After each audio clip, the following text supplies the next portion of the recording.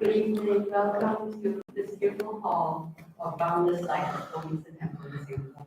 We are delighted to have with us this evening the Venerable Tenzin. A little bit about Venerable. Venerable Dashi is a Buddhist monk ordained by His Holiness the 14th Dalai Lama. Okay. And speaks globally on ethical imagination and moral purpose.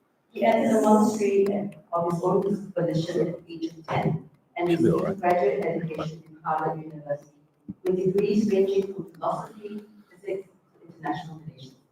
He is president and CEO of the Dalai Lama Center of Ethics and Conservative Values at the Massachusetts Institute of Technology. And he founded Prajnapaya, a charitable organization dedicated to worldwide humanitarian relief and to an institute, and also an institute for Buddhist studies.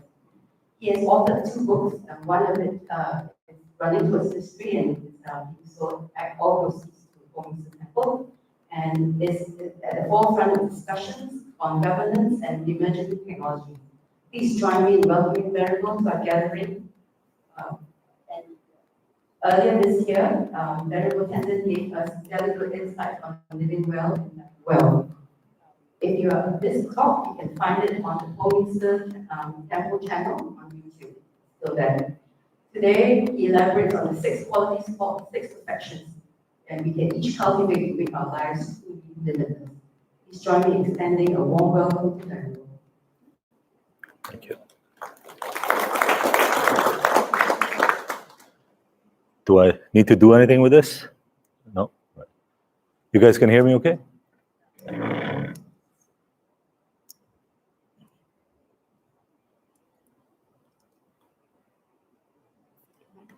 Huh? Yeah. Should be okay, right? Yep. You can hear? All right.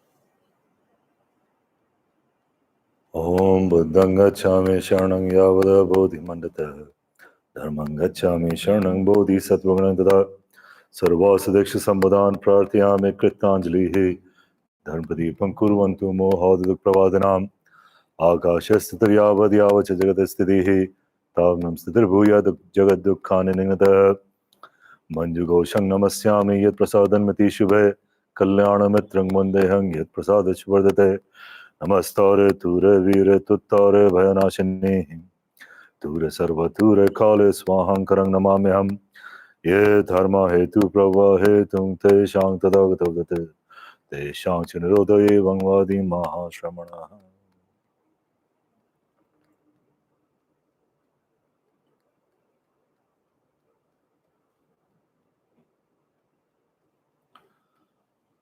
Well, good evening. It's a pleasure and delight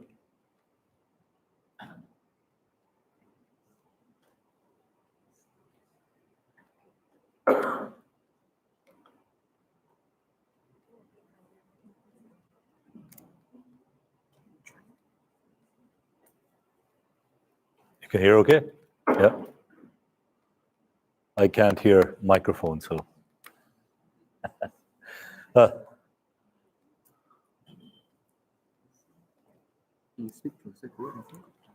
Can you hear me now? No? Okay. Hello.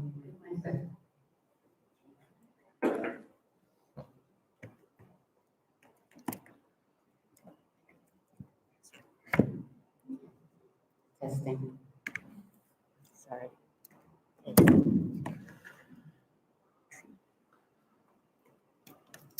How about this? Oh yeah, this sounds better. Yeah.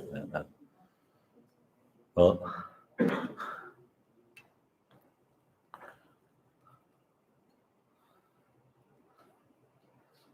it's a delight and a pleasure to be back and have the opportunity to share some thoughts and have this time together. The theme for this evening, and I hope I don't go until 9:30. I'll speak for a bit, and then maybe we can just have a conversation of sorts. And then otherwise, 2.5 hours on a weekday evening, I think it's a bit much for anyone. The theme for this evening is on the 6 paramitas, the 6 perfections. And I mean, it's a sort of a list that most individuals familiar with the Buddhist work are aware of it. And it forms sort of a special set of practices in the Mahayana tradition. And also, if you are practicing Vajrayana, then it's sort of important to get some form of grounding in the cultivation of 6 perfections. And in some ways, the cultivation is an ongoing cultivation. Ongoing meaning that if I were to ask you to score yourself on the cultivation of 6 perfections, if you said it's 0, partly true, partly false humility. If you said it was 10, then it's borderline narcissism and delusion. So oftentimes, when you're looking at the scale of such cultivation of 6 perfections, it's somewhere between 1 and 9, so to speak, and 9 sort of being very high. Shantideva, one of the Indian masters, dedicated much of his sort of writings on elaborating these perfections. But his seminal work, Bodhicharya Avatar, or Guide to Bodhisattva's Way of Life, sort of highlights the cultivation of these perfections. And there are, of course, other masters, especially of the Indian tradition, such as Atisha, Nagarjuna, Chandrakirti. They have all sort of emphasized at some point or the other the cultivation of the 6 perfections. But Shantideva sort of puts it in a manner that I think is somewhat palatable for most practitioners. And of course, it is all done under the pretext of encouraging individuals to cultivate bodhicitta. That if a practitioner is trying or making an attempt to transform this ordinary mind into awakened mind, into a compassionate mind, as in an ordinary mind that attains a level of bodhi, transforms the nature of mind, so that this ordinary chitta or consciousness becomes bodhicitta. And that the 6 perfections are sort of a roadmap,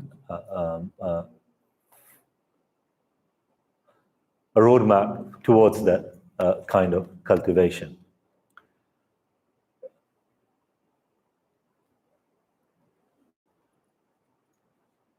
I feel like these days my task is mostly to sort of go back to the basics, because the world itself is very complicated.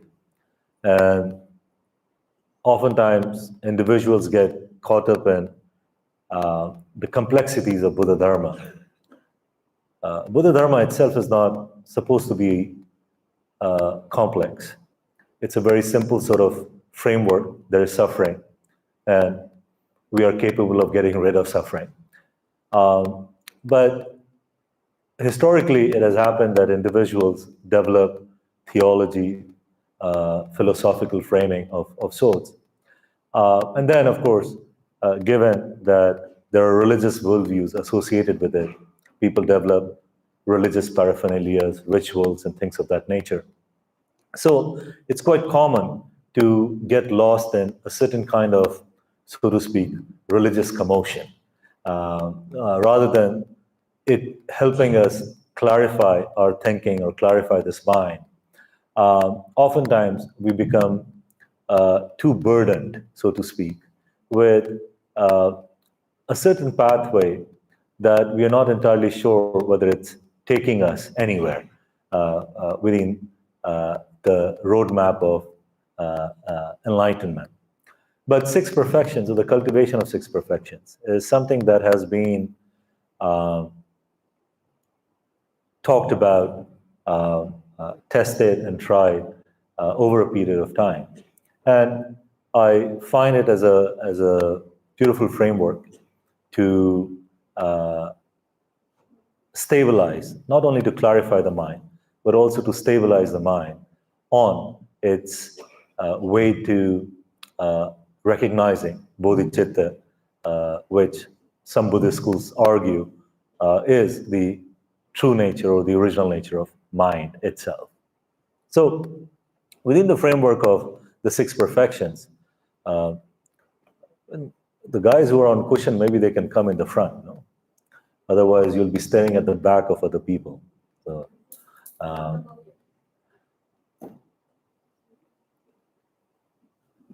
So in no particular order,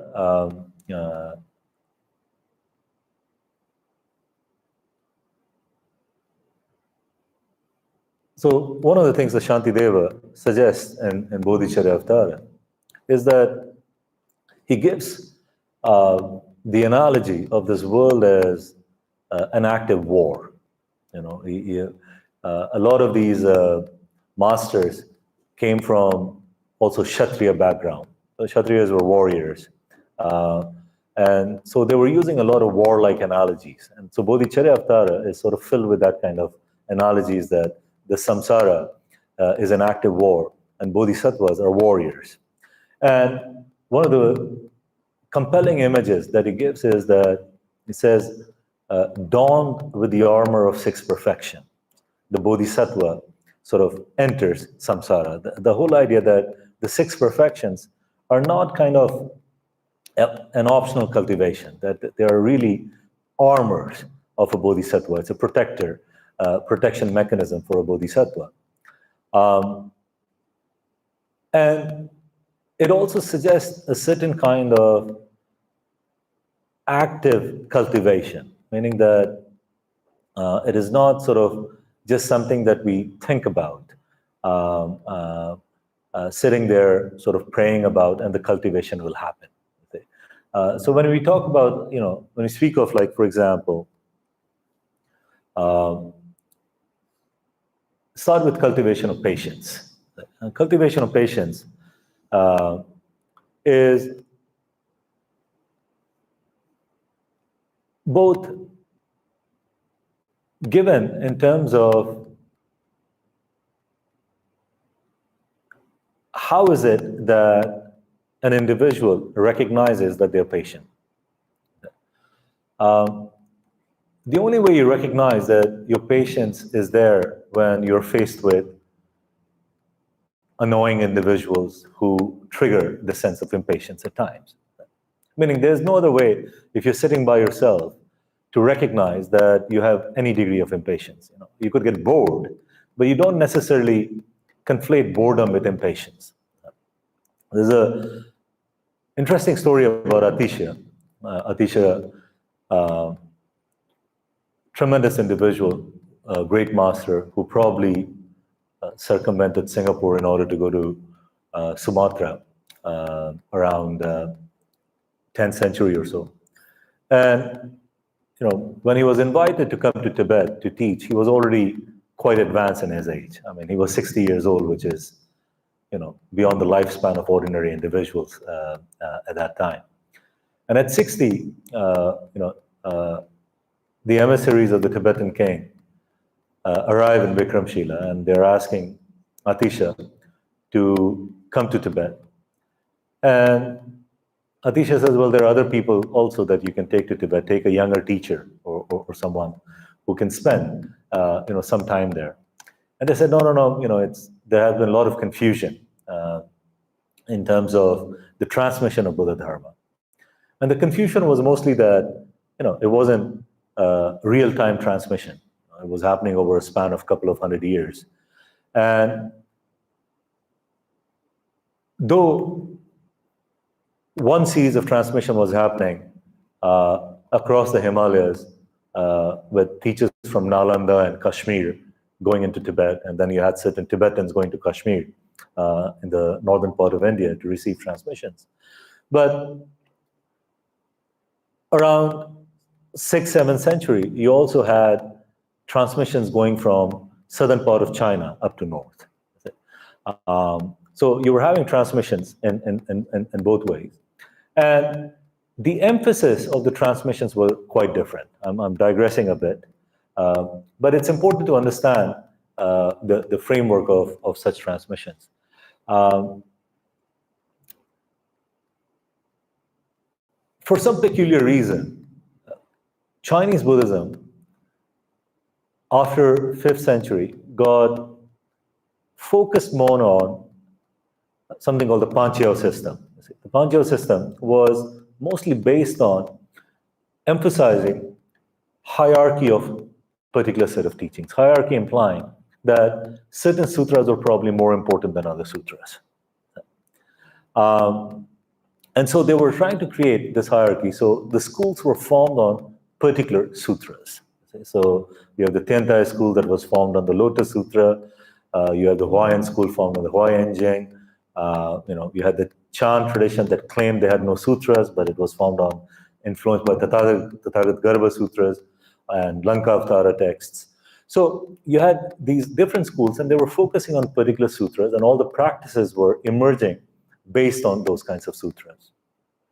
So you didn't really have a real-time translation of any commentarial system that was happening in India, like the Madhyamika system or the Yogacara system and so on. Individuals were more focused on how a particular commentary related to a particular kind of sutra. So if you see the division and evolution of Buddhist schools in mainland China and how it went to Korea and then to Japan, you will see that they were heavily focused on certain sutras and heavily focused on kind of trying to create the importance of why this particular teaching of the Buddha is far superior than other teaching of the Buddha.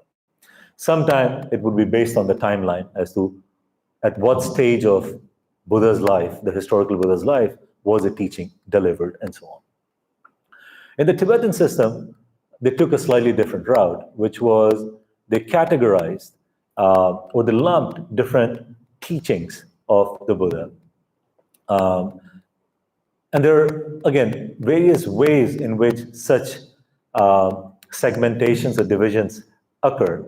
But one of the convenient ways they gave was that there were 3 incidents of turning the wheel of Dharma in Buddha's lifetime. The first turning of the wheel of Dharma was the Four Noble Truths. So Buddha taught about suffering, freedom from suffering. And people said, well, this makes sense. And they were following the Buddha and so on. Then the tradition says, well, then Buddha started to teach on emptiness.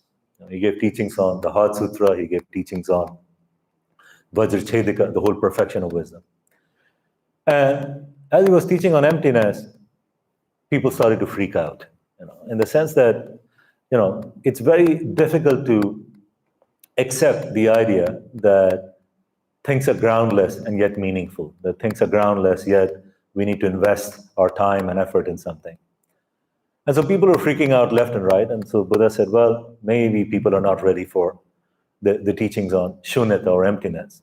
And so then it suggests that there was a third turning of the wheel.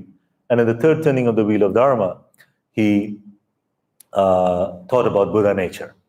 And with Buddha nature, individuals felt a sense of comfort. They felt a sense of comfort that, oh, there's something to hang on to.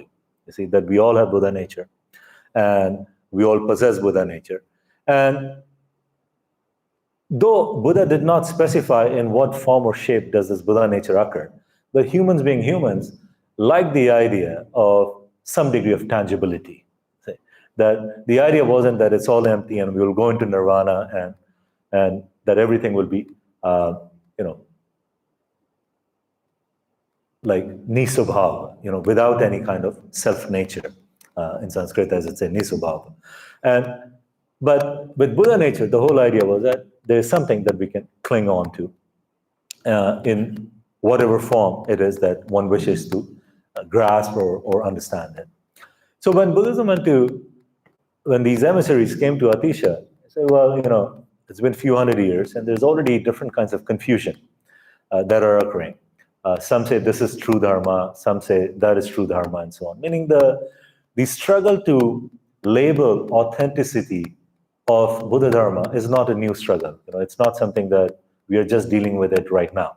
100 years after Buddha's nirvana, there were 18 schools of Buddhism. Right? Then these 18 schools of Buddhism sort of went through certain combinations, merger, and so on. Then they became sort of 4 grand schools of Buddhism, meaning that people have been struggling with this idea. Mind you, Buddha never said this teaching is far more superior than other teaching. Right? Because Buddha was more concerned, in my view, he was more concerned about the efficacy of teaching. He was more concerned whether this teaching is going to impact individuals in a certain manner or way. So one should not look for consistency in Buddha Dharma. Buddha Dharma is highly inconsistent tradition. But it's not to suggest that, that Buddha just didn't want to be consistent, because humans are not consistent. Humans, when they come with their questions, they're not very consistent.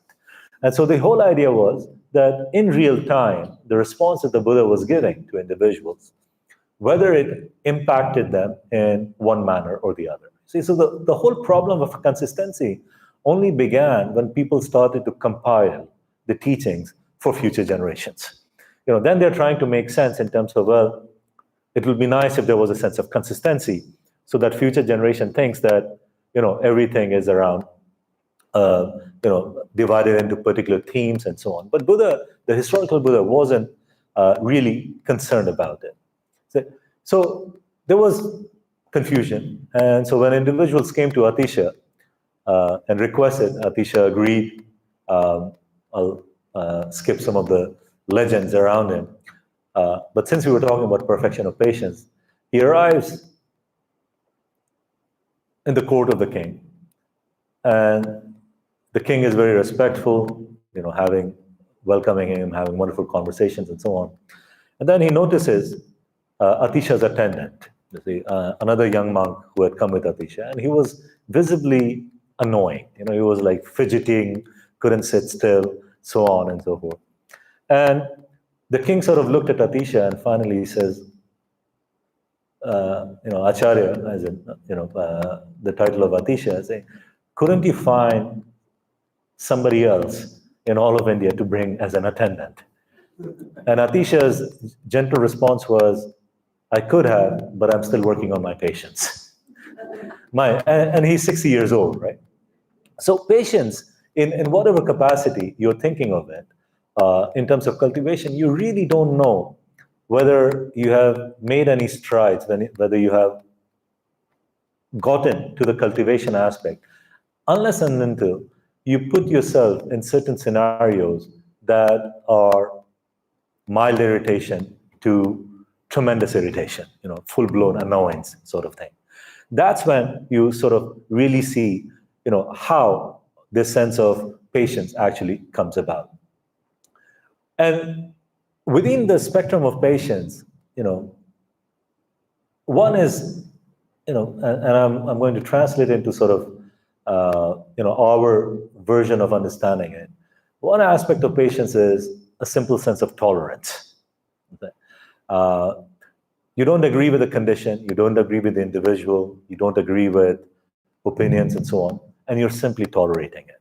Okay? And that sense of tolerance can help you sort of recognize that, okay, I have some degree of patience towards this particular individual. Another aspect of patience could be just acceptance. Acceptance where, you accept the conditions, meaning tolerance still has this mild sense of annoyance, right? But acceptance is that, okay, I'm cool with it, it's happening. I don't have to sort of argue with everything that is presented to me. I don't have to go against this particular kind of scenario. I accept it and I can rest my mind, you see. And a higher degree of acceptance is where the practice really shines through, which is the cultivation of equanimity as patience, where your mind is encountering all sorts of conditions, but it is able to look at it with similar flavor, in the sense that one level of equanimity is, again, acceptance, and your mind is not going through the highs and lows of being tested and tried out. But in terms of the actual sort of peak point of such cultivation of patience is a sense of equanimity that in certain Vajrayana tradition we refer to it as samaras, same taste, or ekaras, one taste, meaning that the experience that occurs, that your mind is able to look at it as of same taste or one taste. There's a story about the previous Dilgo Khyentse Rinpoche, amazing practitioner, teacher, one of the first teachers to travel to the West. And when he used to travel, he of course would have a few attendants with him, because they used to do all these empowerments and so on. So somebody had to carry these heavy texts. Those days, statues, tankas, all these things. So they will have attendants tending to him. And so one time he's flying, and the air hostess comes and presents him with a bunch of ingredients. I'll backtrack. The air hostess presents a bunch of ingredients to the attendant who was sitting in sort of the other side of the aisle. Now, this attendant was very devoted to Khyentse Rinpoche, and as attendants do, he wanted to make a good cup of tea. So he makes a cup of tea, and he brings it to Khyentse Rinpoche, and Khyentse Rinpoche is doing his prayers mid-flight, and he drinks the tea. And as it was customary, teachers would leave a little bit of tea at the end, which the attendants would then take it as a blessing, sort of thing. So after some time passes, Khyentse Rinpoche is still in prayers. He, drinks his mug of tea, leaves it, and the attendant comes around, takes a bit of tea, puts it on his palm, and sips it as a sign of blessing. And his face turns red. And he's like, he looks at Khyentse Rinpoche and says, "How could you drink this thing?" And Khyentse Rinpoche said, "What do you mean? You gave it to me and it's fine." Turns out this attendant couldn't read English. He confused mustard with honey. And if you have been to India or Nepal, you realize that part of the way people show their devotion is by sweetening your tea. If they like you, you get 5 sugar spoons. And so this guy kept squeezing, like several packets of mustard into this tea, hoping that the tea was going to be sweet. Now, Khyentse Rinpoche was in this mood of, in this prayer mode, so much so that he was just drinking the tea, but not tasting the distinction. That's the whole idea of same taste.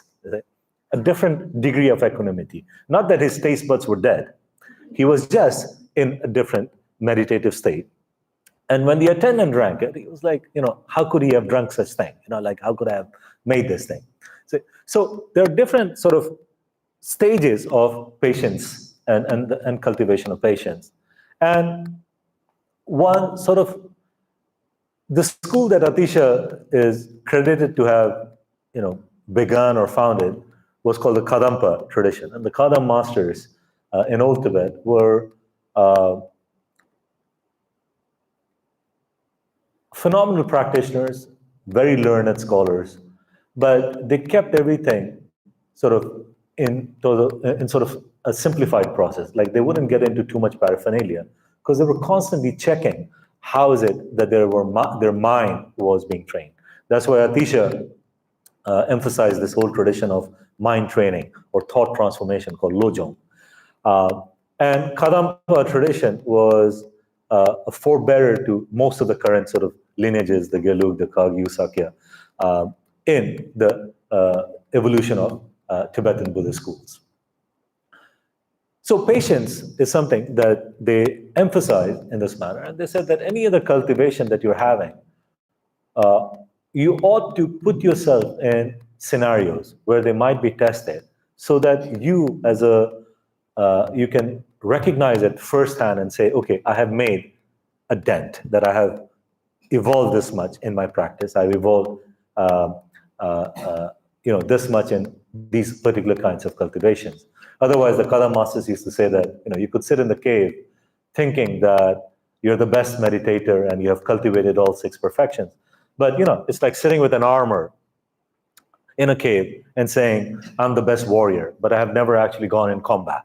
You say, but thinking that I know all the techniques and I know everything, but you have never actually been in combat. You see, so that was sort of the encouragement that Atisha and others gave in terms of Bodhisattva's way of life. And Bodhisattva's way of life simply signifying that every individual had access to a Bodhisattva's way of life. If especially you adhere to Mahayana principles and you adhere to Vajrayana principles, the idea was that you're here to become a Bodhisattva. And one of the ways in which you could get to Bodhisattva cultivations was by focusing on the cultivation of the six perfections. Then the next perfection is Virya Parami, the Virya implying a sense of joyful effort. It simply translates as effort, but effort is not sort of a literal kind of thing.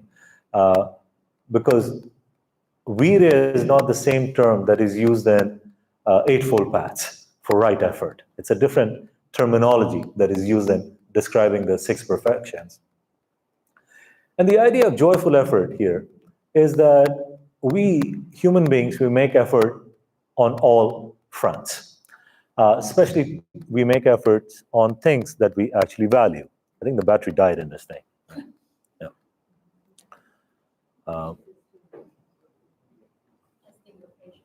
Huh? That's all right.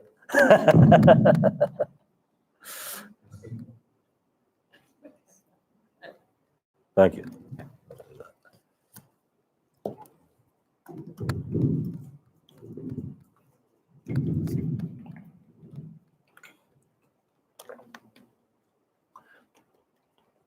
So the idea of Virya Paramita is that we make effort on all kinds of things that we value, and Dharma, or our activity with Dharma, should be no different. But more importantly, here, the suggestion that is made is that, at the end of the day, the practice of Dharma is for liberation, it's for freedom. And you cannot sort of practice Dharma for the sake of freedom while constantly having a depressed state of mind, while constantly having sort of a miserable state of mind. There needs to be some joyful sense in terms of, I'm going to engage in this particular activity. The other part of it is that if it's joyful effort, then it becomes effortless. You see, just like any hobby or interest that you have, when you're making effort on it, in front, time passes. You see, you don't tell yourself, oh, I spent 6 hours hiking or biking and it was miserable. You see, it may have been miserable, but you take the sense of joy, the pleasure in these kinds of things. Right? And so the whole idea in the cultivation of virya here is that Buddha Dharma is also an object of pleasure. Pleasure here, not in terms of the conventional sense of pleasure, but pleasure here that, one, it is an activity of leisure. Leisure implying that when you don't have anything life-threatening to do or life-sustaining to do, you practice Dharma. When you have something life-threatening, you practice more Dharma. You see? But in general, the idea was that when you have leisure time, you practice Dharma and you make effort, and it's supposed to be the sense of joyful effort. And the other sort of take that I have on that is that, there are plenty of avenues in samsara where you can be miserable. Meaning, you want misery, there are plenty of options. Like recently I saw a cartoon where the guy is lying down and the therapist is sitting next to him. And the caption says, do you have any other hobby besides suffering? That's the perpetual condition of human life. Is it? That you're just lying there. Is it? Do you have any other hobby besides suffering? So there are plenty of avenues, plenty of pathways in this world where you can be miserable, where you can suffer, and so on. Buddha Dharma should not be one of those places, meaning that you're here to actually recognize freedom. You're actually here to recognize, a deeper sense of liberation. So there's no point sort of making effort that you're feeling sorry for yourself. It should not be sort of a belaboring sense of effort, that this is a joyful sense of effort. You see, it's a kind of effort where you're excited, not excitement, but you're excited to engage in Dharma activities, whether it's meditation, recitation, prostration, any kind of activities that you're doing. But this joyful effort is also recognizing that none of these 6 perfections are, a piece of cake, meaning that they require effort. That's why they're cultivation. But it doesn't mean that your sense of cultivating them should be misery. These cultivations are designed precisely to get you out of misery. And because it's designed to get you out of misery, understand the nature of joy, you see, to put into this sort of, practice. And this is sort of a recurring theme that I try to emphasize and re-emphasize, that you must find joy in practice.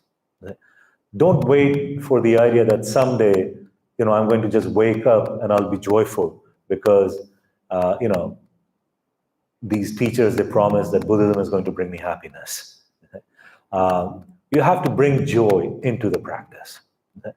And then if your practice is getting better, you might get more joy out of it. But you can't be sort of miserable on your practice and then hoping that one morning, you'll just have this, very delightful, joyful kind of day. These are a couple of things that individuals need to tweak in terms of their understanding of Buddha Dharma. That is not to say that joyful effort is not effort, meaning you still have to work hard at it. You still have to make effort. But the sense is that you can be joyful about it. Then, the other aspect of joyful effort is in terms of the perception that we generate towards relating to sentient beings. Relating to sentient beings implying that in the Mahayana tradition, specifically, the sense that is given is that sentient beings are the cause for enlightenment. Meaning that if sentient beings didn't exist, I wouldn't know what compassion is. I wouldn't know what patience is. Meaning it is because of sentient beings that I'm able to cultivate these qualities, engage in these qualities. And it is sentient beings who are the litmus test. So it is the sentient beings who actually tell me whether I'm making any kind of progress in my own cultivation of patience, of compassion, and so on and so forth, right? So now the joyful effort comes in the sense that there is a sense of joy in cultivating these kinds of relationships with sentient beings. Because one of the challenges that happens in early stages of meditation, or even I would say intermediary stages of meditation, is that you become very happy with yourself. You become very happy with being alone. It's just by the design of what meditation is. It's telling you to detach yourself. It's telling you about non-grasping and so on. So there are many ways to grasp non-grasping. And one of the common ways of grasping non-grasping is saying, I don't care. People are on their own. I should just focus on my practice. I should just meditate. And how dare anybody else, interrupt my practice? Because my practice is supposed to be the most important thing that's there. Now you see, what has happened is that the motivation or the intention of your practice has become contrary to the idea of bodhicitta. Though it may appear that the practice is great, I can be alone, and I can sit alone, and I can practice alone, and I don't really care much about what sentient beings are. But this particular sort of trajectory of practice is simply giving rise to self-absorption. So when you read Buddhist texts, it'll tell you that your sense of even solitary practice should not lead into the experience of self-absorption. Self-absorption here implying that, it's sort of another form of ego, that I'm just content with myself. If you look into Mahayana tradition, they're pushing you out, telling you, no, interact with sentient beings, engage with sentient beings, because it's okay to have solitary practice from time to time. It's necessary. But how do you know that you're actually growing in your practice? The only way you know in real time that some growth is happening in your practice is when you start interacting with other sentient creatures. There are stories even of great masters in caves who would get annoyed by certain animals. And they would then say, okay, today this squirrel taught me a bit about patience. Or today this bird or this mosquito taught me a bit more about compassion, and so on. Right? So that sort of relational element is inbuilt in terms of how we assess our own practice. And that's something that, again, we should not sort of override. We should think sort of carefully about this aspect of a joyful relationship with samsara. Not samsara in the sense that a joyful relationship with delusional or deception sort of thing, but that sentient beings are there, and as a bodhisattva, there's this deep cherishment of sentient beings that is required. And that sense of cherishment can only occur if I have a joyful view about them. Meaning, if you're constantly sort of saying, oh, I feel sorry for you, you're not qualified to practice. When I look at you, I think I have to come back 1,000 times. As much as these statements be true, you don't want to convey that to sentient beings, in that particular kind of way. So the joyful effort there is important to recognize and to emphasize this sense of cherishment of sentient life and sentient beings. Then, what all did we discuss now? We discussed Chanti Paramita and Veera Paramita. What should we go to next?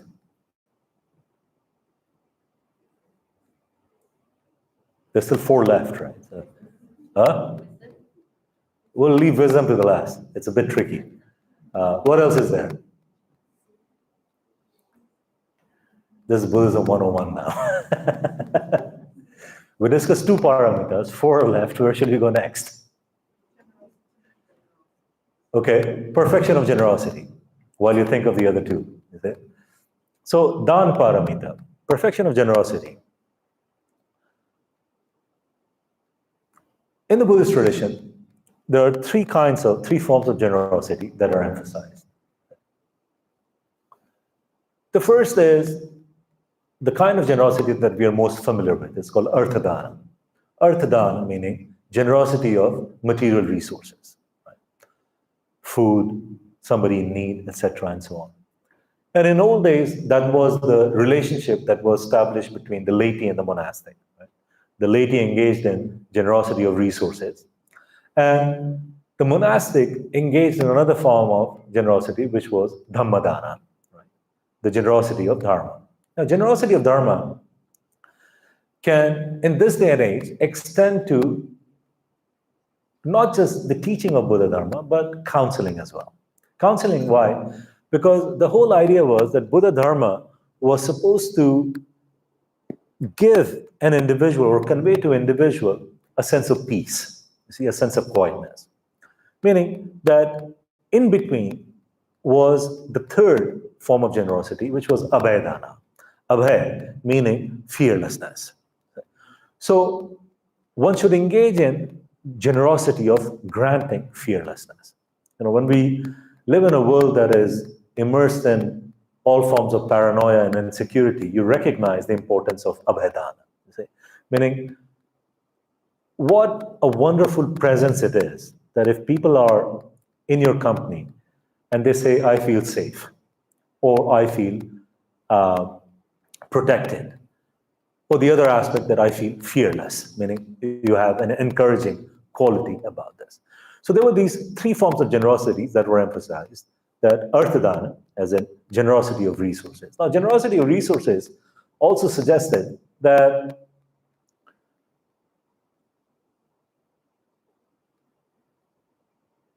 it was a process where you yourself had to engage in the act of generosity.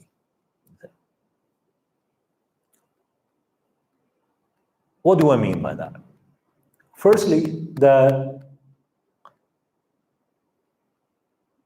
you cannot become generous with other people's wealth. See? Meaning that either you are in a position to delegate or you actually have the ownership of wealth. You see? Meaning, I cannot just come in and say, hey, I think you're in need of a microphone and audio system. That looks good. Please take it. Not mine to begin with in order to give. Now, if somebody inherited it, then they're free to give. So in order to be generous, you don't delegate other people's wealth or other people's resources. You don't say, I just asked my friend to give you $500. That's nice, but your friend gets the merit of being generous. You don't. You just delegated your friend to give the $500, right? So human mind is tricky that way. So perfection of generosity in that regard, firstly, is that it should be coming from you. Second thing is that it should not be given under fear. It should not be given under this kind of threat, right? It should not be like, oh, I fear that if I am not generous, then something will go wrong in my life. Monks are very good at exploiting this, by the way. There's a story about in old Tibet where a master came to a monastery and there was a young attendant and he said, where's the abbot of the monastery? Referring to the senior monk. And the young monk goes, oh, he went to the village to scare the people so that monastery could receive some funding. Meaning that this constant talk about, you won't have better rebirth or you won't have this and that if you're not generous, may have some degree of truth, but that is not the reason why you should become generous. Because now, again, your sense of generosity is fearful generosity. It's not joyful effort. It's not the joy of sharing your material resource with somebody else.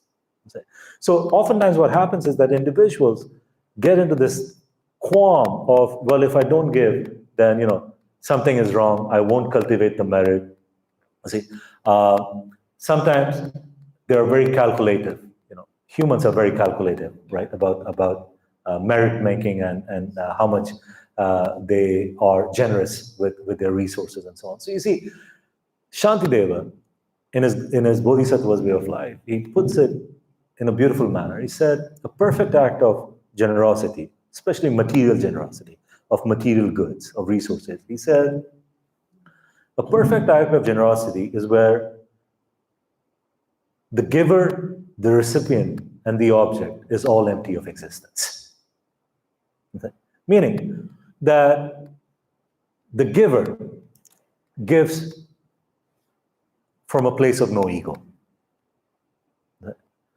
When he looks at the recipient also is from the place of no ego. So now you're not developing this kind of superiority that I am giving to this person. You see, generally when you engage in acts of charity, there's a superiority that develops, right? That I am giving to this needy individual. Now your act of generosity is simply bumping your ego. Not good for enlightenment. So now this transaction of generosity won't necessarily lead to a recognition of egolessness and so on. And then you recognize the nature of the object. And you say, this object is only valuable when it's in need. One of the Chinese Chan masters used to say, gold dust is precious, but when it gets in your eyes, you're blind. Meaning that it's all a conventional understanding of how we do value allocation to goods, to people, to ourselves. Shantideva suggests that a perfect act of generosity is where the giver, the recipient, and object all are empty of existence, meaning there's this recognition of emptiness at that particular stage. Right? So cultivation, again, requires that you think of this particular form of generosity as a way of disciplining your mind. There's a story of Maudgallania. I think it was Maudgallania, one of Buddha's senior disciples. And the story goes that, filial piety was a big thing, even in India. It's not just a Chinese thing, So Maudgallania, and he was a very sort of clairvoyant disciple of the Buddha. The mother passes away, and Maudgallania is terrified in his dreams. He sees the mother is in one of the lower realms. Maudgallania is like, I can't tolerate this. I'm a monk. My merit should have done something for my mom. Because in the tradition they tell you, right, that if you become a monk, 3 generations before and 3 generations after reap the merit. So he goes to Buddha, and he's like visibly disturbed, and he says, why is it that my mom is in the lower realms? We did everything meritorious. And Buddha said, no, you did meritorious stuff, but your mom did not. Your mother hoarded everything. You see, when monks would pass by, she would only give it to you. She won't give to other monks. She hoarded everything. And so Maudgallania is trouble, and he's like, well, what can I do to get her out of the situation? Now, the good thing about Buddhist worldview is that there's upward and downward mobility among the hells and the heavens, right? Imagine if you were stuck in it forever. That's one of the beauty things, when I used to sort of discuss with my Catholic counterparts, I used to say, no, you have eternal hell and eternal heaven. And I do believe that a lot of people are homeless, just one heaven and one hell. The Buddhist worldview gives more opportunities, 33 heavens, 18 hells. It's like there's much more diversity in terms of choices and options and so on. So now Maudgallania has trouble, so he's asking Buddha. So Buddha says, well, you're clairvoyant and you have the siddhis, the ability, go down to the realm and just encourage your mother to engage in one act of generosity. If she can engage in one act of generosity, she can, get out of that realm and go to another realm, another act of generosity, and she can go to another realm. And long story short, Maudgallania tried, but the mother's just, because habits are not just about this life, they transcend lifetimes. And so that's why you have to regulate your habits and do something about it while you're conscious and alive and can do something. So long story short, Maudgallania keeps giving her something and say, hey, here it is. That guy is hungry. Give it to that. She says, okay. So it took a lot of effort on the part of this devoted son to encourage his mom to engage in one act of generosity to be able to get out of that particular kind of realm. So what I'm saying here is that generosity is a challenging thing in that regard, that it's Buddhist form of generosity is not just charity. It's not just that I'm just giving to somebody that is in need, that it has to do with the framework of mind. It has to do with the motivation. It has to do with reflection. It also has to do with the aftermath of the act of generosity. What does it do to your ego? See, that's why we have practices on dedication of merit and so on, that you gather some merit and you dedicate it for the well-being of all individuals. That's why you have the prayers of Samantabhadra in the Mahayana tradition, to constantly invite sentient beings to partake in various acts of merit-making and sharing of that kind of merit. So it's important to do that. The other part is, again, in conventional realm, we have gotten used to these kinds of calendar cycles, right? Like that I'll write my check of generosity at the end of the year for tax reasons. Whether you're fearful of lower realm of existence, lack of good rebirth, or IRS, they all form on the same line of motivation, meaning those are not the reasons why you become generous. Okay? Then the idea that, I'll be generous after I'm dead. I'm going to enjoy everything that's here after I'm dead. Right before I die, maybe I'll write a will and do something. those kinds of, delayed acts of generosity or delayed intent of generosity also is not the most useful thing or way of looking at generosity. You see. But then there are certain kinds of calculated ways that are helpful in terms of discipline, like donating 5% or 10% of your income in a disciplined manner as an act of generosity. I think those are good things as an encouraging sort of motivation for generosity. But I don't believe IRS and lower rebirths should be considered good motivations. So with the material wealth, again, remembering that we live in a very transient world. Even the pharaohs in Egypt thought they will be taking all this wealth with them, and they all ended up in French and British museums. Even the pets didn't make it. They would mummify their cats and dogs, and even those, didn't make it in the next life. So it gives you sort of a realistic perspective of how important material wealth is, and the value of material wealth is only in motion. If you hoard it, you're collecting it, you have more than enough. It leads to sort of other form of vices that then you have to sort of give into. I often recommend some of my friends, this thing where, again, remember that nobody actually prepares you to be wealthy. That's not a class you take in school. They all tell you how to be successful, but nobody prepares you for success. They all tell you to, so power, success, and money, wealth, these are not things we are very well prepared for. That's why you lose friends, gain the wrong kinds of friends. You belabor over the idea of how to utilize this wealth, how to utilize it well. But you develop all kinds of neurosis around it. The more wealthy sometimes people are, more insecurities that come about, more unkind people draw them in their sort of sphere of influence and so on. So these are things that one has to be cautious about. Now, the fearlessness, the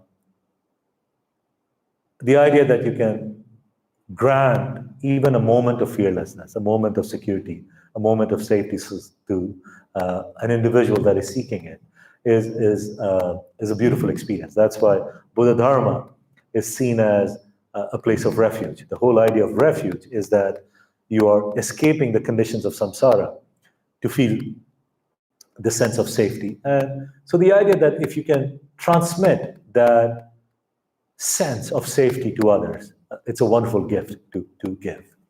Dharmadana is a confusing thing these days. It's a confusing thing these days because now Buddha, by all means was a genius. So, for example, Dharmadana does not mean that you should give generosity of advice, counseling, or teaching unsolicited. We have a lot of influencers, a lot of speakers, a lot of talkers. What are the other terms these days they use? Thought leaders and so on, that give very unsolicited advice. And we like to do that. We like to be the person who wants to help somebody else. And so we do that. In the Buddhist tradition, for monks and nuns, the stipulation is you should be requested. Meaning somebody should make a request. In some cases, you should be requested 3 times before you actually impart an advice. Meaning that you don't just give an advice because you think you're in a position to give advice. Because you have to see whether the person asking for advice is ready for you to receive, ready for you to give advice or not. The second thing is, and this is where again, the ego aspect comes in. Sometimes where the advice comes from matters. You see, you may give the same advice as your friend, but chances are that the person might listen to your friend and not you, because the relationship is different.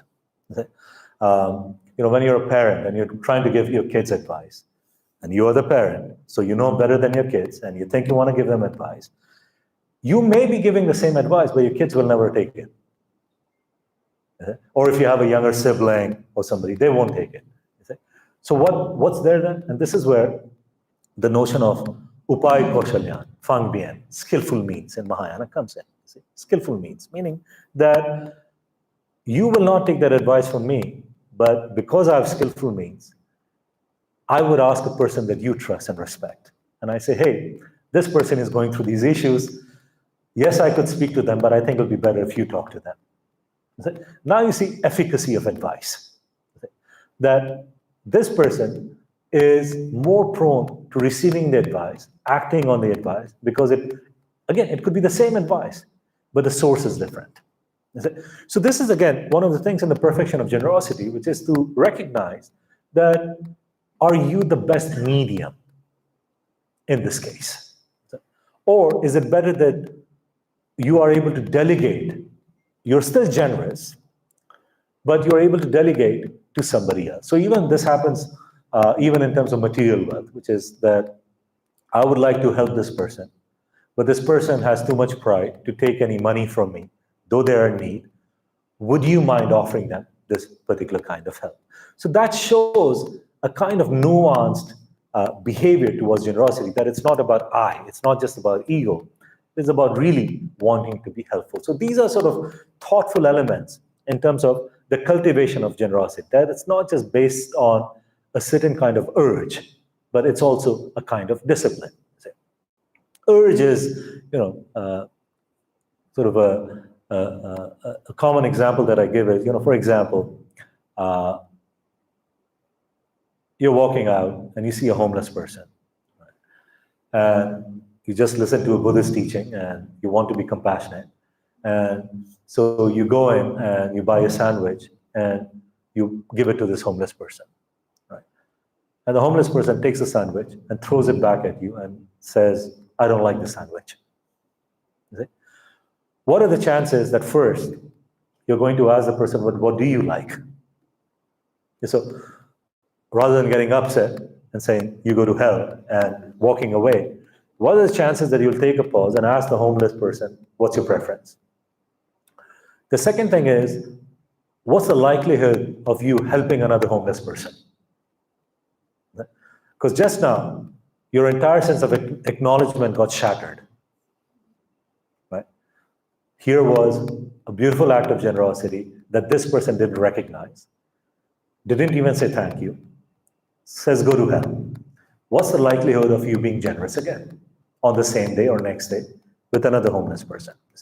So this is, again, where you start to see whether your sense of generosity is driven by just the feeling, or is it actually a discipline? And all the cultivations are cultivations because they are some form of discipline. So that's why generosity ought to be disciplined. It should not just become like, oh, today I felt like this way. That's nice. That should be an added act of generosity. It should not become the core kind of thing. So your generosity should not be a function of your mood. The generosity is actually an active cultivation. So what's the next perfection we should go to? Shila Paramita. Ethical discipline or ethical framing. Now, Buddha did not like absolutism. Absolutism meaning that much of Buddha Dharma had a very organic evolution, from day-to-day teaching to how the rules came about. Sometimes it was trial and error. Meaning that Buddha did not wake up and say, today I'm going to lecture on this thing. It was very organic. If you read the sutras, goes out on the begging round, comes back, a couple of disciples have some questions about their practice. Some are nervous, so they choose a senior student and suggest, can you please ask the Buddha? Sometimes they will ask Buddha directly. And then Buddha will sit, reflect, and respond to this thing. And that sort of created the whole set of teachings and so on. So Shila, primarily the function of Shila within the Buddhist world is that a lifestyle that is conducive to your spiritual cultivation. A lifestyle that is conducive to your spiritual cultivation. much of the even cultivation of perfections is aspect of that Shila. The idea of patience, the idea of generosity is also aspect of Shila. But when you start to codify Shila, then Buddha gave different kinds of recommendations. So starting with 5 precepts, sometimes 10 precepts, going to 52 precepts. If you become a monastic, then going to 270 precepts, 272 precepts, and so on, right? So starting with those kinds of things. Now, the first 5 precepts are precepts that are generally, even in a conventional world, considered illegal. Crime. Do not take life. It's crime. It doesn't matter whether you're a Buddhist or not. Even in a conventional life, it's not something that is acceptable, and so on. Lying, forgery, so on, is not acceptable. Sexual misconduct, not acceptable. Intoxication, to a point that you can't handle, make bad choices, bad decisions. Most societies will disagree. Others will just write you a ticket. Driving while intoxicated. In some U.S. cities now they have biking while intoxicated. If they see you riding your bicycle in a certain way, the cop can actually stop you and ask you for a blood alcohol test and then give you a ticket. And then among them, the most heinous is killing a Buddha or killing an enlightened being, in terms of these kinds of hierarchy of Shilas. But Shila is that you exist in harmony with the society that you're in, but also that it is something that supports your spiritual lifestyle, that it is actually conducive to it. Meaning, if it's recommending you to get enough sleep, or it's recommending you a number of hours of meditation or a particular diet framework and things of that nature, the whole idea is that you engage in it so that you're able to maintain a consistent spiritual lifestyle. Otherwise, there are demerits of that, but there are also just the day-to-day activity gets too focused on samsaric engagements rather than your own spiritual engagements. How many of them Buddha wanted to become absolute is yet to be determined. Now, one of the things that, as I said, in China they were developing Panjia, based on Panjia system. One school was very ambitious. They wanted to just focus on ethics. They just wanted to focus on Vinaya. They were like, sutras are okay, but we just need to master the Vinaya. Even as lay people, we need to master the Vinaya. That school, I think, lasted for about 30 seconds in Japan. They got rid of it. But the whole idea is that, focus on this. And here, the only suggestion I would make again is that all of these regulations are helpful, but these precepts should be seen as guidelines. Because the context in which they evolved was also part of the guideline. You see, like in the Vinaya,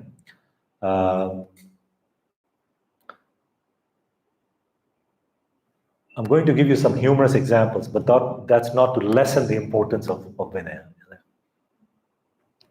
In the Vinaya, it says, monks should not eat onion and garlic. Right. So if you take pre-Buddhist sort of orientation, they call it tamasic. See, that everything is divided into 3 kinds of qualities: rajas, sattvic, and tamas. So these are food with dark qualities, right? And during long retreats, it's recommended you don't consume these kinds of tamasic food, partly because internally either it raises a lot of wind or discomfort and you're not able to sit for long hours of meditation. So in those kind of contexts, it's okay. But when in Vinaya, it initially makes the reference of avoiding onion and garlic, it had a very practical purpose. A monk eats onion and garlic and then has to give a teaching. No microphones, everybody's sitting in close proximity. You can imagine how quickly people will lose interest in the teaching. So the good thing was just to avoid it. There's actually a stipulation in the Vinaya against monks swimming. And the Tibetans follow the same Vinaya as Theravada. It's the Mool Sarvastivada Vinaya. The Chinese took the Dharmaguptaka version, which is a different form of Vinaya. So in Mool Sarvastivada Vinaya, monks are not allowed to swim. Now you wonder why. Now that especially you say swimming is so healthy, it's so good, why? Especially India, where it's so hot. Why wouldn't monks take a dip in the Ganges when it was clean? You see, like, why wouldn't they do that? And the context that is given is very simple.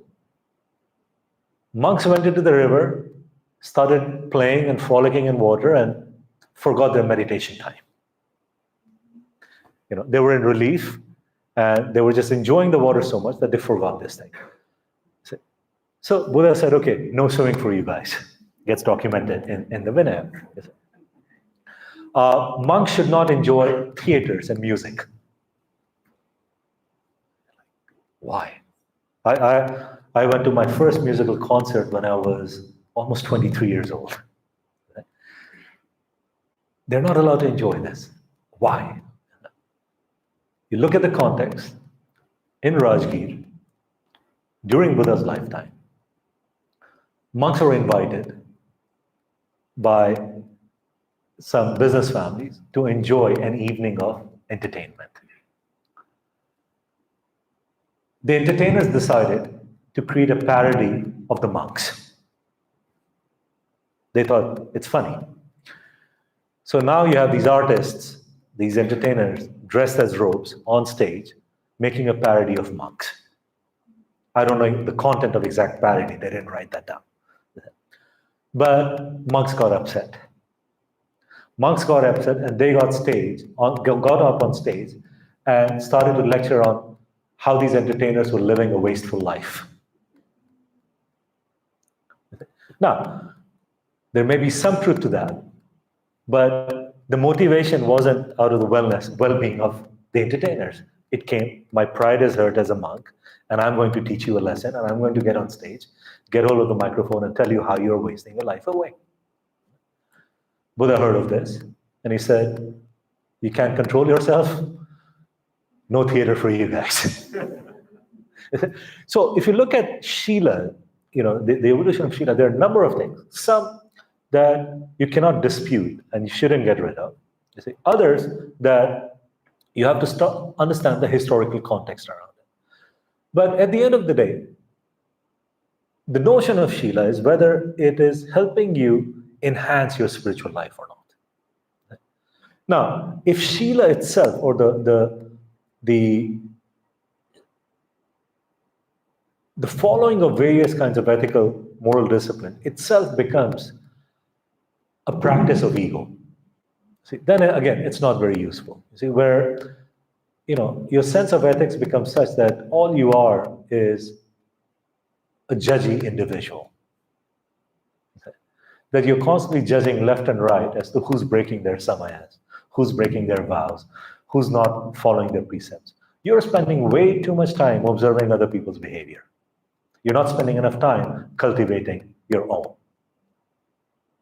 So you have to, again, look at whether cultivation of these shilas is actually pro or cons in terms of my own ego, whether my ego is getting inflated or whether it is actually sort of working towards relinquishing that sense of ego. But it's a very useful sense of discipline in terms of like following the guidelines, and it helps that. But you have to understand in the Buddhist tradition the context of how those guidelines evolved and what the function of these kinds of guidelines are. So that's sort of the Shila, and then depending on whichever precepts you have taken, it's a very helpful thing to go about in terms of paying attention to it. And even, you know, so for example, if Buddha was around today, you know, I would add a sixth precept: abstain from this thing, you know, 5 days a week. You see why? It's addictive. You know, you're compromising much of your other kinds of discipline, more importantly, your time, healthy habits of the mind because of this thing. So I would put this above alcohol. And I would say, abstain from using this device. So things evolved in that particular manner. I'm glad that Indians were not big fans of chocolate, so that didn't make it to Vinaya. So I can enjoy as much as I want. So, but those guidelines are useful in terms of the cultivation of spiritual practices. But most importantly, the thing is that you have to recognize the notion of spiritual well-being. And spiritual well-being here is simply around the idea that live a life that is conducive to your spiritual goals.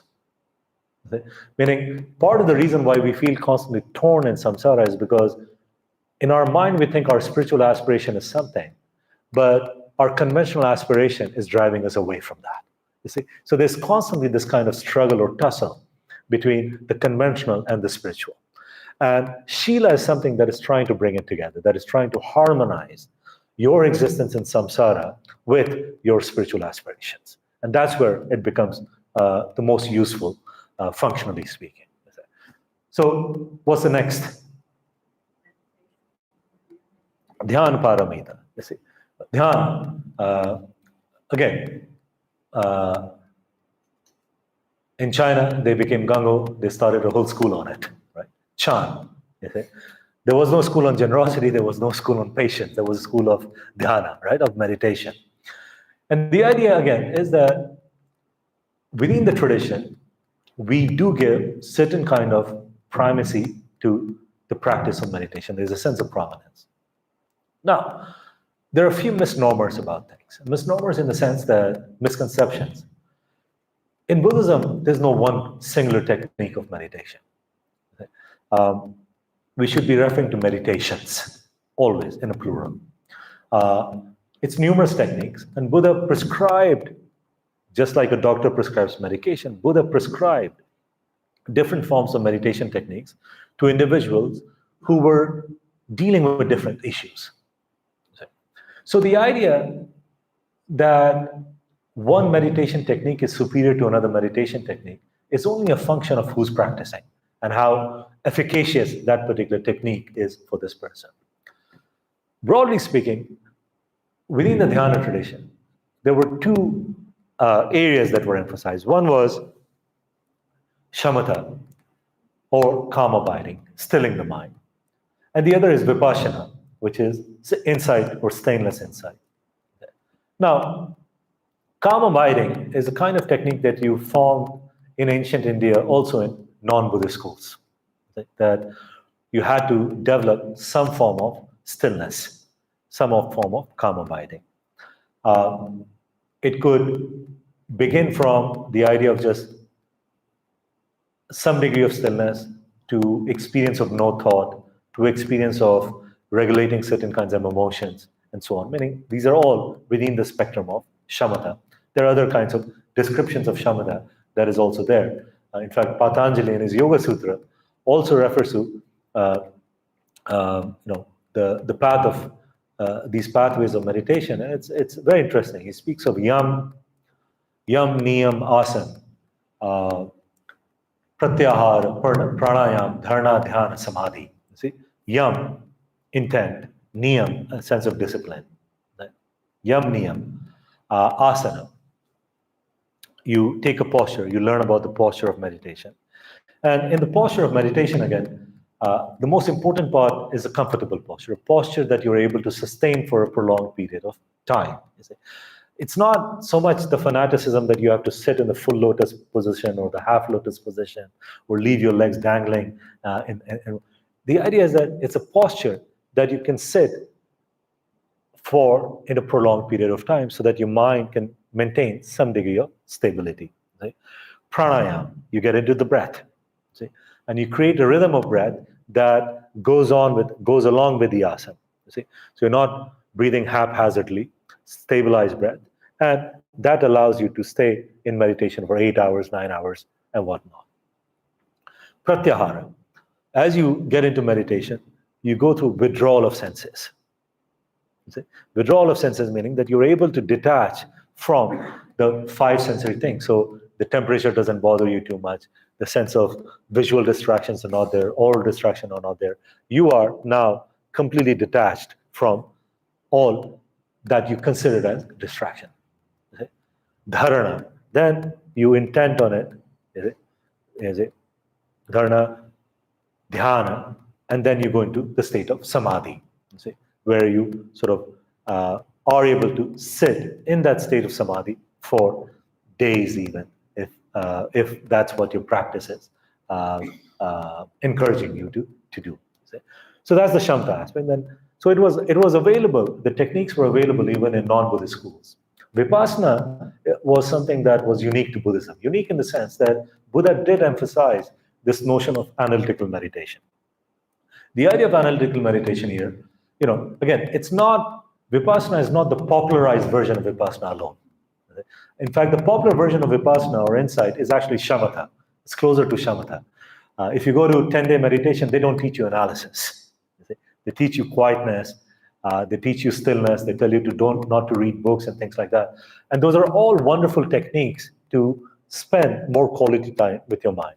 But Vipassana in traditional sense is honing on a particular kind of technique of control analysis so that you're able to ask certain questions of yourself, you see, and you're able to analyze it in a manner like, what is anger? What is pain? Where do I experience it? How does it arise? And so on, right?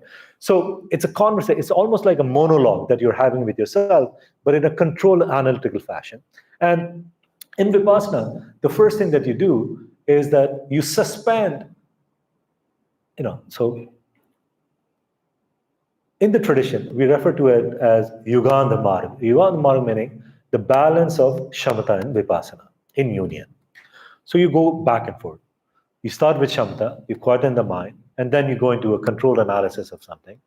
If the mind is perturbed by the analysis, because sometimes you don't want to think about fear or anger or somebody else, mind gets perturbed, you withdraw, you go back again to stilling the mind. When the mind becomes still, you re-engage with the analytical meditation, right? And in the analytical meditation, the first few things, habits that you get rid of, one is blaming others. Meaning, in the analysis, if the only outcome of your analysis is, I'm a wonderful individual, I only act terribly because there are terrible people influencing my behavior. You may want to believe it, but you might need to practice more Vipassana, in that form. So the control analysis here means suspending some of the immediate responses that come to you and saying, no, but what's the deeper reason? What's the deeper reason? And so you get to the root cause of something, right? But then you also do a controlled analysis on emptiness, the meditation of emptiness. And again, you start meditating on emptiness, and you may encounter a sense of trepidation, a fear of emptiness. Then you go back again into stillness, quieten the mind, go back again, and then you say, well, why did emptiness scare me? And then you start to look into your own ego, the sense of I, the sense of self, and so on. So broadly speaking, is the Shamatha and Vipassana. But then there are numerous other kinds of techniques, and especially when you enter the cusp of Mahayana and Vajrayana, then you start to sort of look into variety of different techniques of meditation. Now, I think it would be mistaken to suggest that one or two techniques of meditation are far superior than other kinds of techniques. Again, remember that human beings, even Buddhists, are not immune to marketing gimmicks. In some ways, we are all sort of, it's a validation algorithm that is very innate in us, which is what makes us good evangelists. You see, in the sense that I believe in something, it's okay. If I convince 2 other people, it's nice. But if I can convince 10 people to believe in the same worldview, it's great, because now there are 10 of us. You see, so sometimes, even as teachers or even as spiritual friends, like Dharma Mitra, Kalyana Mitra, that kind of model, the important thing is to recognize whether this technique is going to be helpful to this individual or not. Okay? But not to sort of simply sing praises of this technique in a manner that people think that this is the most superior of techniques. And we do get into that kind of competitive landscape, even within Buddhist tradition or other kinds of contemplative tradition as to which is the most superior technique of meditation. It's all a question of who's practicing, who's guiding, and at what point the change needs to be made. Because again, you have to evolve in your meditation practice. You can't just have one technique for the entirety of your lifetime. You have to sometimes juxtapose with another technique, even to recognize that you're making some progress in this particular kind of meditation technique. That's why the Chan masters were great in their pithy instructions at times. They would say, if sitting still was the epitome of meditation practice, then the rocks would be the most enlightened group of things. They have been sitting still for a very long time. So not to focus on sort of just particular aspect of your practice, but looking at the entire spectrum of dhyana, and it's indispensable. Now, again, the challenge that occurs is some people begin to think that, meditation is the only thing in Buddha Dharma, that we don't need to think about ethical discipline, we don't need to think about patience, we don't need to think about anything else, it's just meditation. See? And especially with the advent of the popular versions of mindfulness, people just think mindfulness is all that there is. It'll get you somewhere, but it won't get you to enlightenment.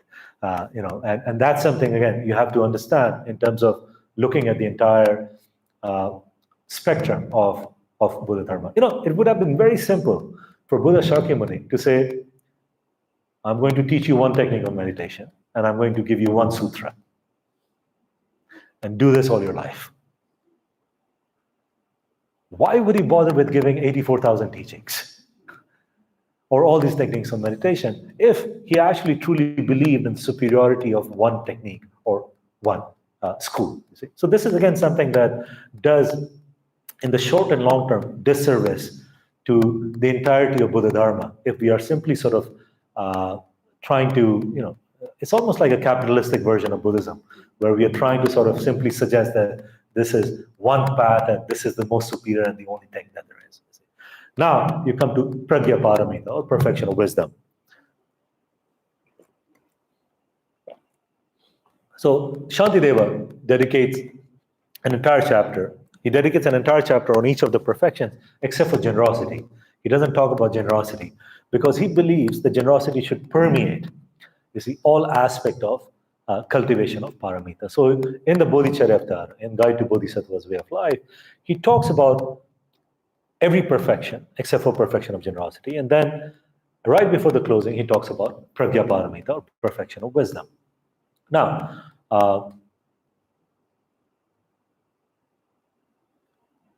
he even echoes the sentiment that perfection of wisdom should lead all the other paramitas, meaning that perfection of wisdom are the eyes of the other paramitas. So one thing is suggested that you don't engage in cultivation of any of these paramitas without analyzing wisdom. There should be wisdom in patience, there should be wisdom in generosity, there should be wisdom in joyful effort, meaning that if you are able to have wisdom in all these cultivations, that it is leading, that you may have sort of the most wholesome form of cultivation of the 6 paramitas. Now, in Pragya Paramita, there are many kinds of nuances that are mentioned. The first is that individuals, practitioners, should hone in the sense of discernment. Discernment meaning that our mind, this mind of ours, it's filled with all kinds of biases.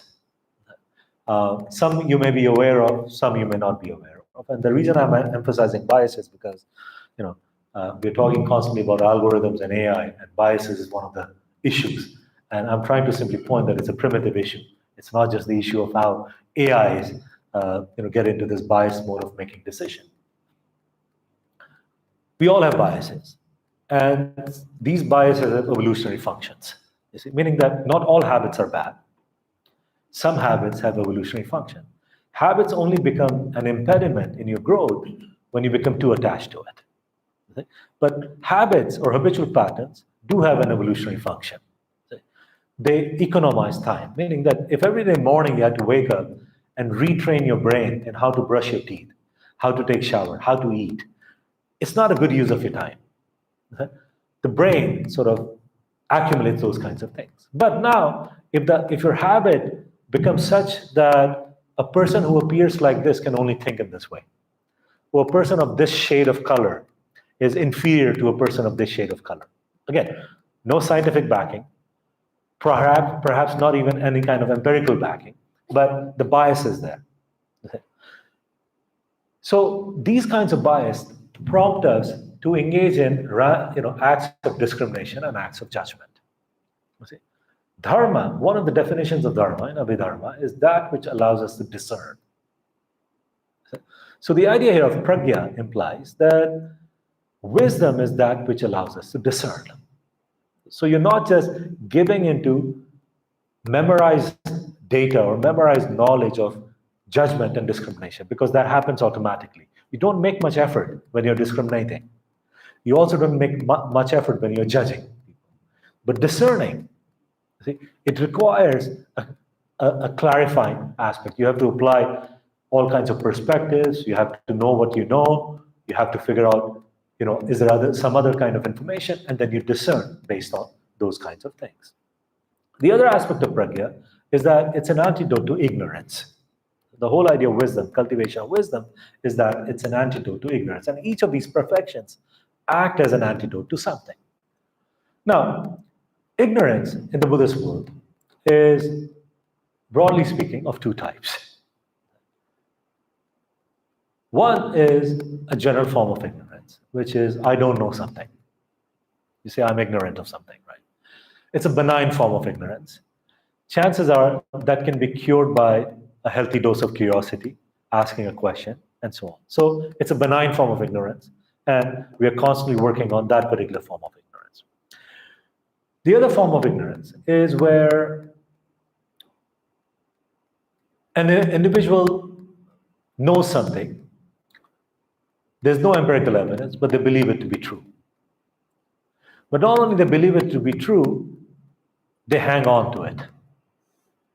See? Meaning that it's not truth that most people would agree on, but it's true to me, maybe endorsed by 5 other friends of mine, but I hold it to be true. And that particular form of ignorance is a bit more toxic. Why? Because there's no cure. And this particular form of ignorance becomes deeply tethered to your sense of identity. You see? In the former kind of ignorance, if people criticize your point of view, you're objective about it and you say, okay, it's a point of view and I'm getting criticized with that. The second kind of ignorance, when people criticize you, you take it personally. Okay? Meaning that they're not just criticizing a point of view, but it's an opinion that you deeply hold to be true. Okay? So the second form of ignorance is more toxic because we don't know that we're ignorant. Okay? We think that this is truth, this is knowledge. Okay? And so Dharmakirti, one of the other masters, he sort of, constantly is prodding this particular form of ignorance and saying, no. Look at your own biases.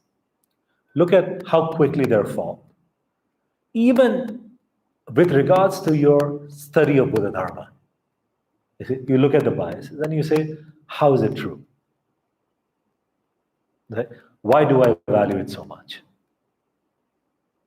And that's the kind of process that requires for the cultivation of wisdom. So the cultivation of wisdom is not data gathering or data collection.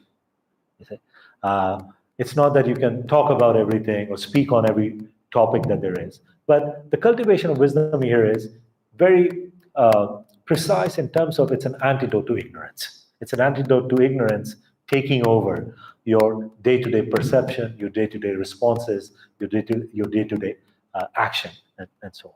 Then you go to sort of the next level of perfection of wisdom, cultivation, which goes into sort of techniques of emptiness and so on, which I'll leave for another time. So we have covered the 6 perfections, right? Maybe we'll take a pause here, and if you have any questions or comments, we'll go from there. Thank you, Venerable. I think there's a lot for us to digest on a weekday, but okay, we'll try. Any questions from the audience? Happy to pass the microphone around.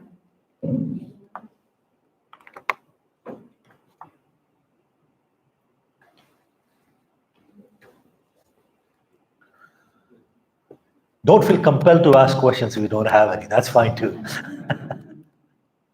Good evening, Rinpoche. Thank you very much for your very interesting discourse on the six perfections. My question relates to the first of the parami on effort. And you mentioned that the virya here in the cultivation of the six perfection, joyful effort, is different from, it's not exactly the same as Right effort, yeah. Yeah, in the right effort, in the noble eightfold path. Can you distinguish that for me? I think in the beginning stage, when you're talking about in the Eightfold Path, right effort there simply implies that you are, one, making the effort in the right direction, that you're finding the correct path. See? But right here is not as opposed to left or wrong. It's samyak, meaning in moderation, right? So there the emphasis is then on the moderation of effort, that you're not becoming too overzealous too quickly, or not making too less of an effort. So you will see sometimes you have practitioners in the beginning stages, and they are so gung ho about meditation, they want to sit for 3 hours. Then they hurt their knees, and then next day they don't show up for meditation, right? Because they're just too gung ho in the first sort of urge of practicing.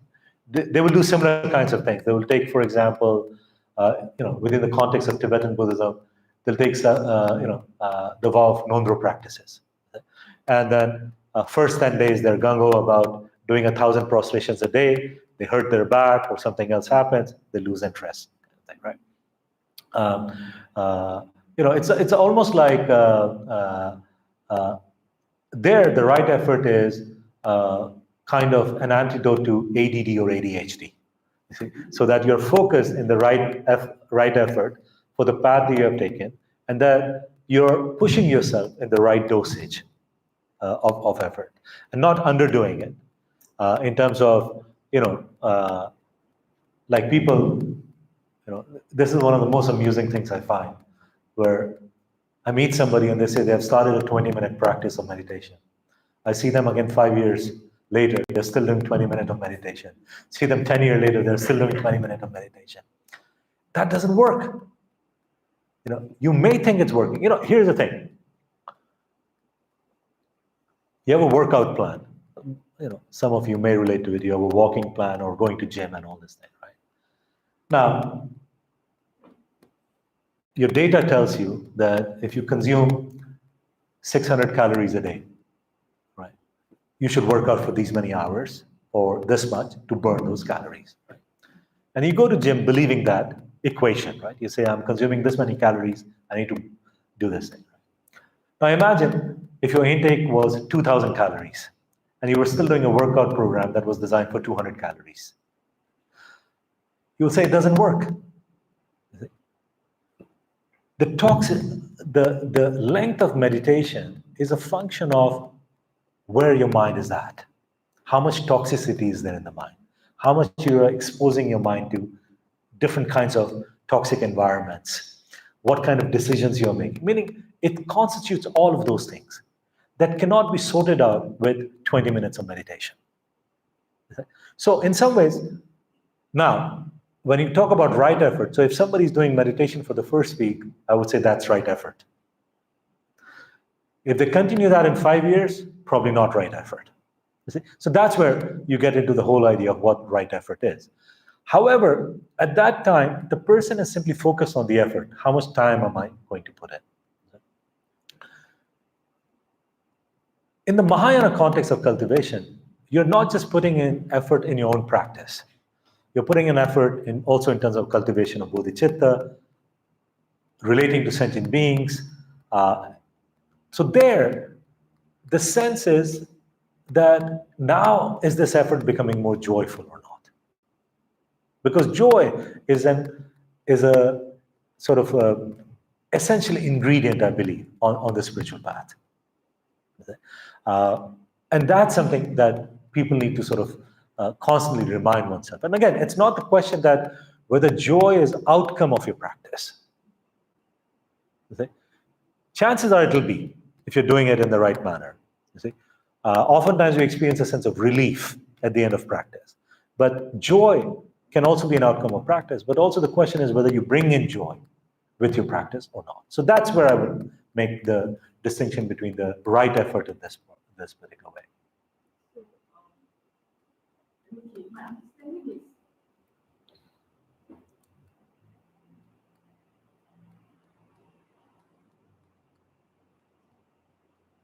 is if my understanding is correct, then the right effort in the Noble Eightfold Path then doesn't necessarily have to embody the joyfulness aspect of it. If it is there, it is good. If it's not there, it is fine as well. True. Yeah. It's not mutually exclusive. Yeah. It's not mutually exclusive. Chances are you will experience it regardless. But I don't believe there's so much effort, so much emphasis given on that sense of effort. Thank you. Yes. you seem to suggest that you do generous acts, good things, you should do it without ulterior motive. But yet, I thought Buddhism also teaches you should do good things all the time for better karma, for the better next life. So is there a contradiction there? No, no. Better karma, better next life is byproduct of generosity. You're not supposed to have ulterior motive. Right? Well, if that remains the constant focus of your act of generosity, then you will have better rebirth, but you're still in samsara. Better rebirth is overrated.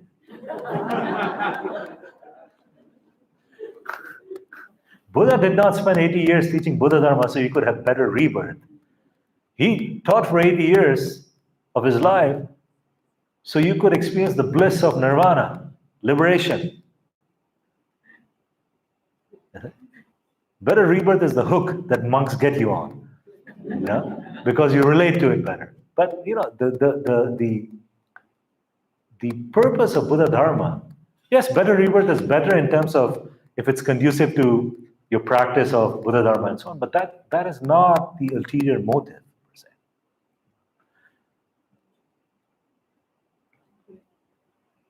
Remember, 33 heavens, 18 hells, you're still in samsara. No matter how attractive things are. After a while, you get tired of going through the 33 heavenly realms too.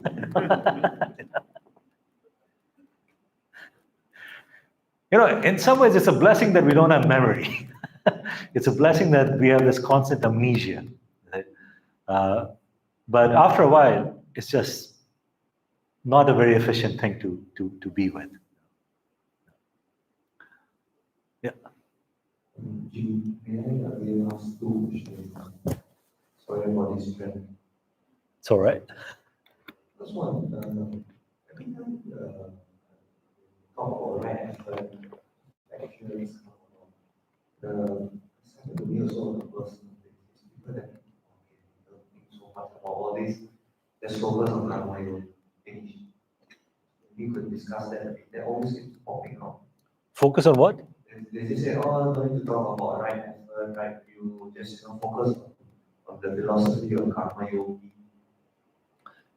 That's what that always pops up, Now, what's your second question? The second question is, I heard that once Mandu was also having the same argument that you were much earlier on talking about which one earlier teaching of Buddha, later teaching was more application. I think he settled with his brother that the second later one was more application. We could speak about what is going on out there. So, In terms of the first question, the whole idea of karma yogi, it's an important notion as a discipline, but you still need to, sort of understand the nuances of what makes a karma yogi. And the Eightfold Paths are a wonderful breakdown in that regard of what makes a karma yogi. Karma yogi implying that you have to have a wholesome understanding of karma and the cycle of karma, the intention, motivation, execution, reward of karma. And then the second thing is actually understanding what yogi is. So unless and until you have the breakdown, you deal with just some romanticized version of karma yogi. You see? But Buddhism is about precision. It's about nuances. And these nuances are useful to understand, I think. And so it's not to say that you don't believe in karma yoga. It's more about how do you understand karma yoga? How do you break it down so that that your motivations are not misguided, your execution is not misguided, and so on. There are a lot of individuals who are wonderful karma yogis, but they're just driven by greed and desire. In their worldview, they may still call themselves karma yogi. From a Buddhist perspective, there's neither karma nor yoga. Meaning, facetiously there is in a conventional sense, but it's not in the way a karma yogi is described. The second question is that, Vasubandhu and Asanga, they always had these kinds of friendly battering. In fact, at one point, they believed in different schools of Buddhism and so on. And, in some ways, if you look at it, they could be credited with actually, I would say, even in some ways, codifying Mahayana. And the whole idea there was that, which particular worldview of Buddhism, you see, is more focused on the cultivation of compassion, the caring of sentient beings, and so on. Because remember again that, we're talking about ancient India. In ancient India, there were all kinds of meditative traditions and wisdom traditions. A lot of them were self-absorbed, and a lot of them, in fact, even suggested leaving the world behind, right? That's why all of them became forest traditions. You see, even in Theravada Buddhist tradition, we have the forest tradition, and it's a wonderful tradition. But it could be argued that forest tradition was more designed to be a training platform. Meaning that if Buddha believed that a monk should live and breathe in forest, he would have retired into the forest just like his contemporaries and taken everybody else with them. But he's showing up in the city every day, asking for alms. He's suggesting conventions within the cities. So that's where you start to look at these kinds of discrepancies, and you want to make sense of what it is. So I do believe that the forest tradition is a wonderful training platform, and maybe it's also a good platform when you're trying to put your practice in check, because there's no, regression happens at all levels unless you have transcended the state of arhathood. Is it? So even when you become a good teacher or a good monk, I don't know what the definition of a good monk or a good teacher is these days, but you become one of those, you still have to look at where you are in your own spiritual development. Is it? And if your advisor, your mentor tells you, okay, time to go into the forest, you do it. You sort of take the recourse and you go for more practice of certain souls. So I think if you look at the earlier sort of conversations attributed to Vasubandhu and Asanga, it had to do with the scale of Mahayana in terms of how many people could benefit, how they could benefit, and so on.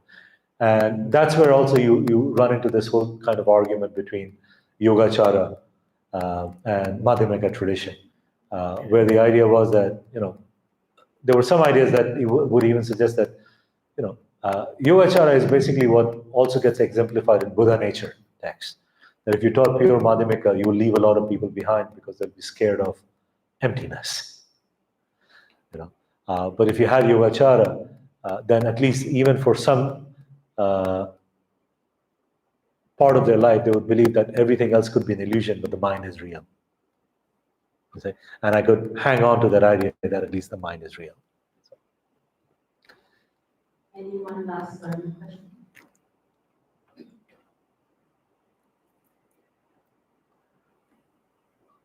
By the way, my interpretation is, given the context and the gathering and the time, it's more like a conversation mode sort of thing. That doesn't mean you shouldn't go in depth. And there are plenty of resources to go in depth.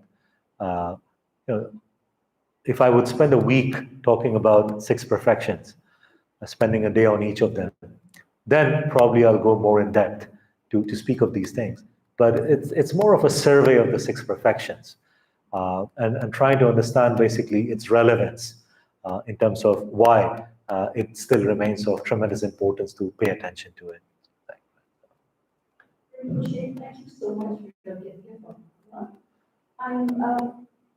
I'm a fairly new practitioner, and I guess I'm not too familiar with Mahayana and Vajrayana practices. I say, I guess, more a Theravada practitioner. With regards to your ethical conduct sharing, it's actually to help us be supportive of spiritual cultivation. And I'm thinking about examples you gave us earlier, and I'm speaking of thinking of wines and alcohol and such. So my belief, or rather my understanding currently is, for the 5th precept, we should abstain completely. But based on what you say, or you're telling us, am I right to say that if we were in certain circumstances, it's actually all right to perhaps have a sip or 2 of alcohol? We're talking particularly about alcohol, because I was referring to general addiction. What I was referring to was basically, if these devices were there, this would be one of the precepts to abstain from, right? Now, there are friends of mine in the wine countries who have difficulty with 5 precepts. So I give them 4.5 precepts. Because I do believe Buddha's intent was moderation. Meaning that the whole idea of, intoxicants were used in spiritual practices a great deal, even during Buddha's time. It's still used.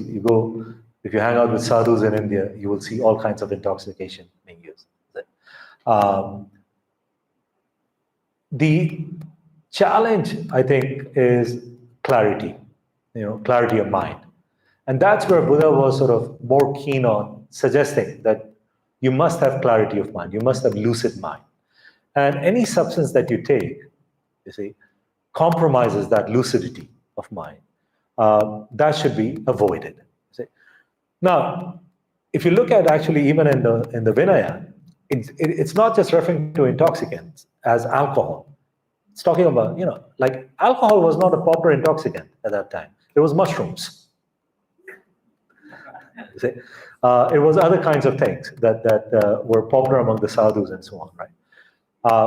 So it's a question of moderation. It's a question of whether they create any kind of obstacle in your lucid experiences of things.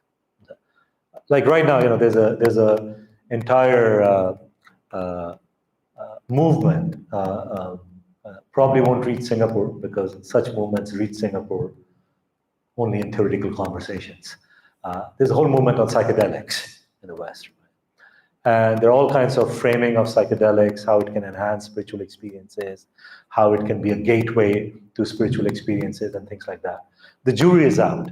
But if you look at just the number of surveys and research, there are all kinds of stories around those kinds of things, right? And again, if you look strictly from a Buddhist perspective, the thing is that it would suggest that you should not have dependency on anything. In fact, Buddha even discouraged dependency on Buddha Dharma.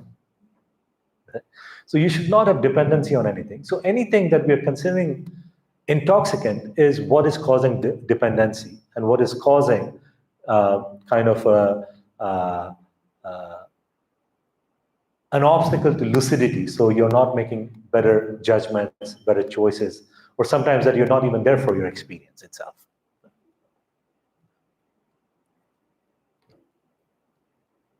Sometimes I have to be. Sometimes I become less reverent, but since I'm in front of the Buddha statue, I have to. You see, but my reverence for Buddha is not fear-based. My reverence for Buddha is based on the fact that he was a genius, but sometimes when I like a couple of weeks ago, I was at the Vatican. And I'm in conversation with my colleagues there. Some of them are very good meditators, contemplatives. But jokingly, we'll be talking, and they will say, we Christian monks, we went to retreats, we went to the monastery, we invented wine, we invented beer, we invented French macarons, we invented recipe for things. What have the Buddhist monks given to the world?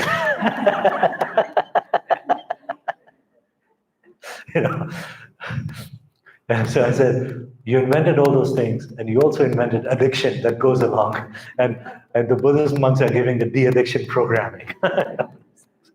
So moderation is the key. Okay.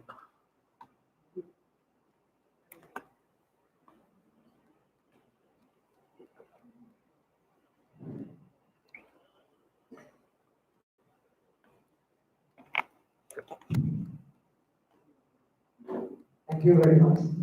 I wanted to ask two questions, if you can. The first one is, all these 6 parameters leads to enlightenment of liberation. So my question is, could you kindly clarify the notion of enlightenment? Liberation, is it a kind of enlightenment state? How would one know whether one reached that goal? If you such a word like emptiness, then why it's scary? The second question is about important group in the I was trying to understand this. And if you run toward this tree, there is a very interesting remark. I found puzzling also.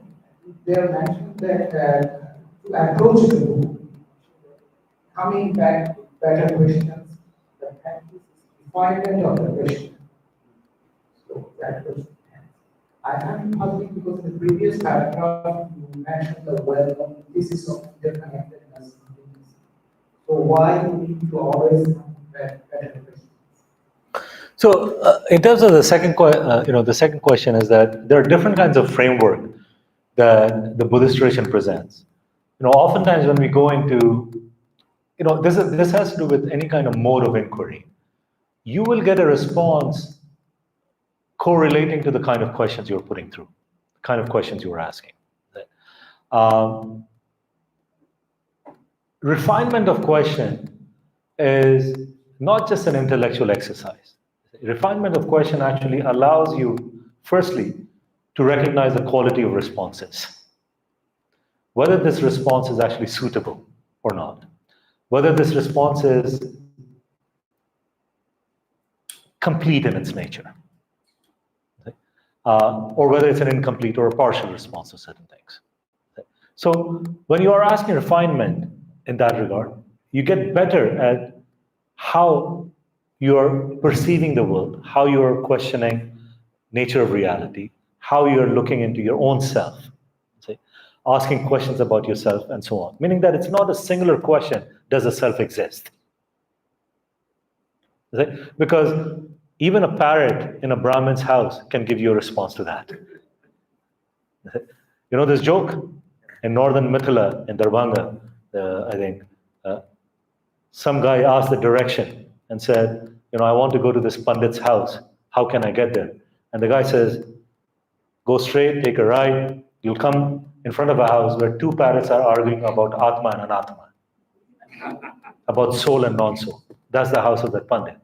The idea being that just the verbal argument was so repetitive that even parrots could do it. Even parrots could recite it. They had memorized by observation. Refinement of question is something that prevents that particular aspect of repetitious mechanism of same question and same responses. You see? So you can actually get to something different. Not always something better, not always something right, but something different. That's where sort of it's important to recognize how you're framing your questions. The first thing that, what was the first question you were asking about?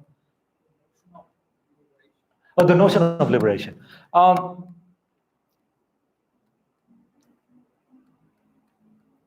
If you have enlightenment, you will feel it in your mind and body, even if it means absence of body. There are very sort of conventional ways of trying to suggest what is enlightenment. But oftentimes, people conflate certain insights as enlightenment, certain realizations as enlightenment. And in some way, yes, it's enlightened only in terms of you were ignorant before and you're slightly more enlightened now. Right? But when you're looking at the Mahayana or Vajrayana tradition, it speaks of enlightenment as anuttara samyak sambodhi, the unsurpassable, meaning that beyond that, there is no knowing. So there's no desire of knowing in terms of that there's no more ignorance to be solved.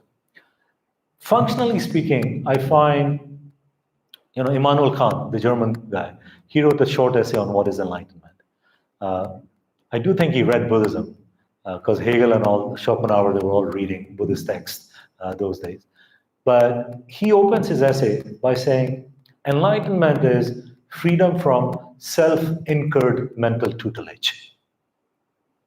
Enlightenment is freedom from self-incurred mental tutelage. Self-imposed ignorance. At what stage does a practitioner recognize that my worldview is not just self-imposed ignorance, perpetuated in cycles? That's when you get to one stage of enlightenment. So when the Buddhists, if you actually look at a text like Pramanvartik, it will talk about actually different levels of enlightenment. But what a practitioner is encouraged to go to is the anuttara samyak sambodhi. Ironically, at some point you lose the interest in enlightenment. Interest in the sense that you're not fixated on it. The fixation becomes bodhicitta. The fixation becomes cultivation of compassion. The fixation becomes cultivation of wisdom, and so on. And then enlightenment may occur organically. Because despite of all the talk of enlightenment, no Buddhist text will give you a straight line, step-by-step process to say this is enlightenment.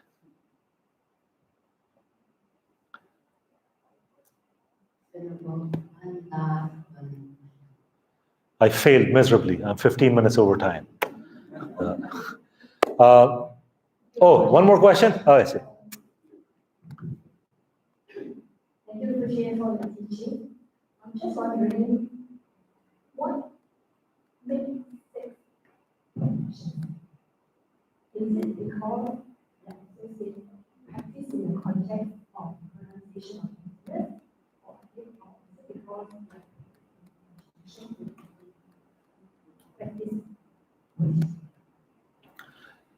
It's both. It's both.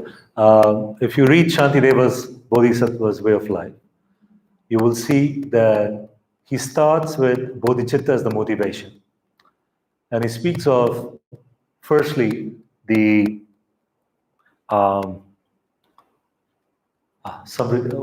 what's the English term for not absolute bodhicitta, conventional bodhicitta.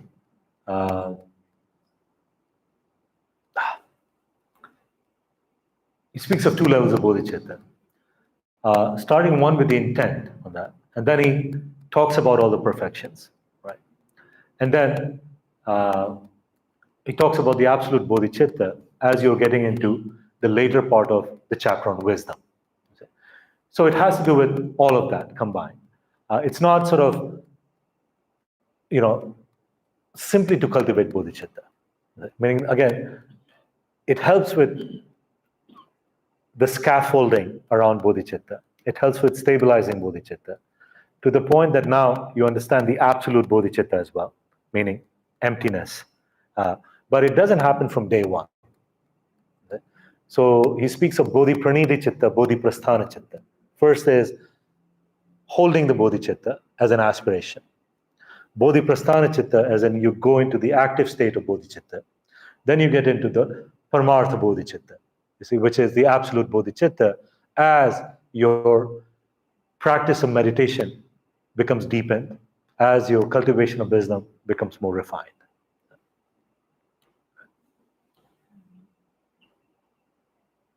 Finished? Okay. Well, we'll do. Thank you, Venerable, for the wonderful evening.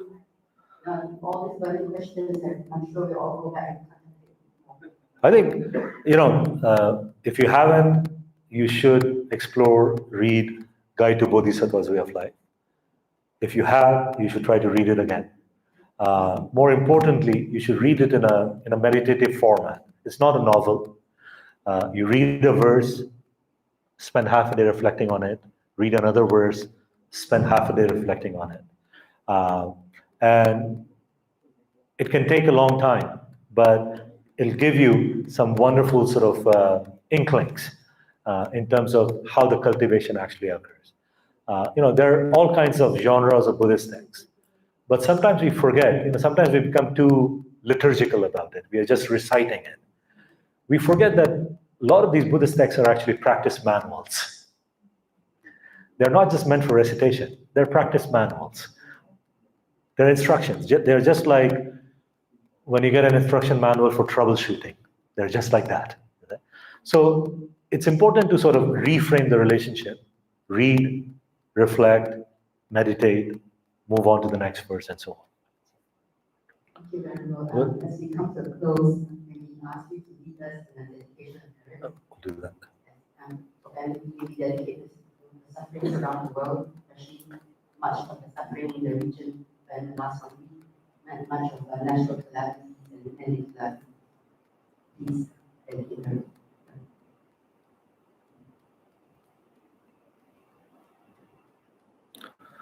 Bhavatu sabha mangalam rakhantu sabha devata sabdhammanubhavena sadasakina hontu te. Bhavatu sabha mangalam rakhantu sabha devata sabdhammanubhavena sadasakina hontu te.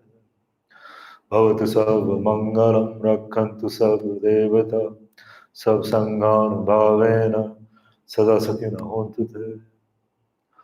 Jangchu Sancho Rinpoche Mokepanam Kikyuje Kavana Bama Vayam Gomne Gomdu Bewarashu.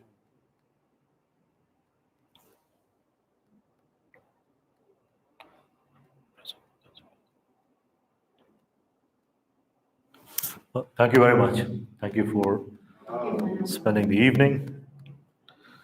Those of you who enjoyed tonight, there'll be another talk tomorrow at this library, same time, 7 p.m. Please come and join us. The theme is on parting from 4 attachments. You're welcome to the talk tomorrow night. It's on parting for the 4 attachments. I do hope you did not enjoy the talk. My talk is not about enjoyment. I hope my talk make you a bit uncomfortable. Some insights here and there. You don't come to Dharma talks for enjoyment. No. Yes, anyone with any offerings, please approach the funds to offer to Venerable. And as for feedback you see on the screen, Buddhists are always striving to improve themselves. Please provide any valuable feedback to them to actually know what to do next. I think they've done a wonderful job. On behalf of Venerable Tenzin, I would like to really thank Hong Sir for organizing such a wonderful event. Thank you. To the team, thank you so much for your diligent effort. Thank you. How are you? Good night. Good. You? Good. It's okay. You don't need to kneel. It's okay.